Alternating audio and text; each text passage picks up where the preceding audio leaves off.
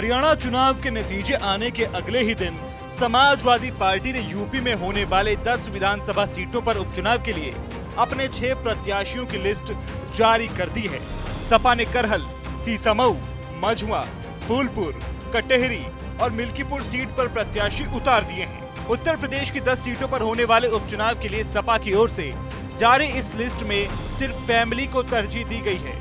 कहीं पर भतीजे को चुनावी मैदान में उतारा गया है तो कहीं पत्नी को, साथ ही बेटे और बेटी को भी चुनाव लड़वाया जा रहा है। शुरुआत करहल से करते हैं। ये सीट सपा के राष्ट्रीय अध्यक्ष अखिलेश यादव के कन्नौज से सांसद बनने के बाद खाली हुई थी। इस सीट पर अखिलेश ने अपने भतीजे तेज प्रताप यादव को टिकट दिया है। मैनपुरी से सांसद रह चुके तेज प्रताप यादव की एक पहचान ये भी है कि वो लालू प्रसाद यादव के दामाद हैं। लोकसभा चुनाव के दौरान तेज प्रताप यादव भी किसी भी सीट से टिकट चाह रहे थे, लेकिन अखिलेश ने उन्हें पहले कन्नौज से टिकट दिया, लेकिन विरोध के बाद उनका टिकट काट दिया था। अब वो विधायकी लड़ेंगे। वहीं सीसामऊ सीट से सपा ने पूर्व विधायक इरफान सोलंकी की पत्नी नसीम सोलंकी को प्रत्याशी बनाया है। सीसामऊ सीट से लगातार 3 बार विधायक रहे इरफान सोलंकी को कई मामलों में सजा मिली हुई है। इस वजह से वो अयोग्य करार दिए गए थे और अब उनकी पत्नी नसीम सोलंकी के कंधों पर परिवार की राजनीतिक विरासत को बढ़ाने का जिम्मा दिया गया है। पिछले दिनों ही नसीम सोलंकी ने सीसामऊ में अपनी चुनावी कैंपेन की शुरुआत की थी। वहीं मंझुआ सीट से सपा ने डॉक्टर ज्योति बिंद को प्रत्याशी बनाया है। ज्योति बिंद की पहचान ये है कि वो पूर्व सांसद रमेश बिंद की बेटी हैं, जो कि मंझुआ सीट से 3 बार विधायक रहे हैं।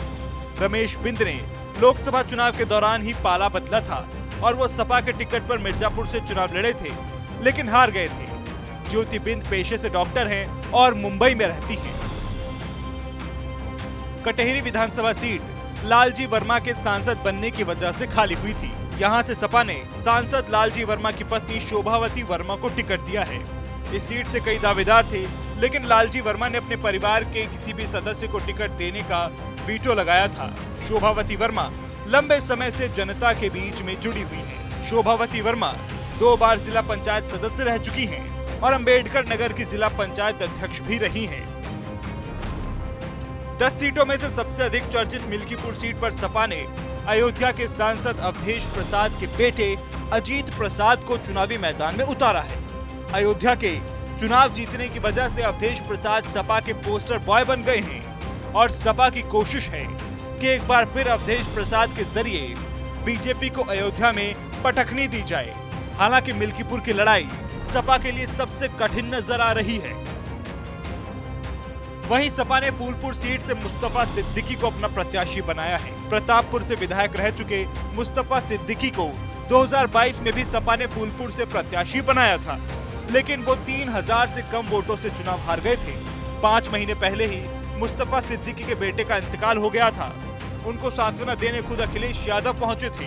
फिलहाल सपा ने 4 सीटों कुंदरकी, खैर, गाजियाबाद और मीरापुर सीट पर प्रत्याशियों का ऐलान नहीं किया है।